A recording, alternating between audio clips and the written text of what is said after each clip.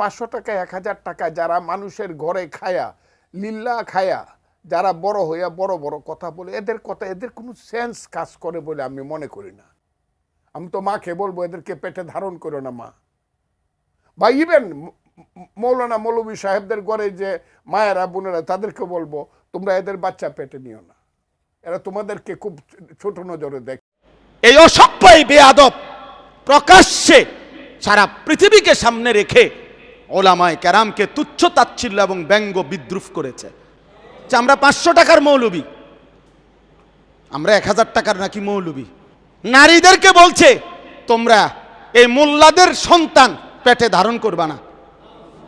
এত বড় জঘন্য বেয়াদব, এই নতুন করে এই জঘন্য বেয়াদব যে আলেমদেরকে উপেক্ষা করলো, তুচ্ছ তাচ্ছিল্য করলো, কিশোরগঞ্জের এই বেয়াদব ইনশাআল্লাহ বাংলাদেশে থাকতে পারবে না ইনশাআল্লাহ।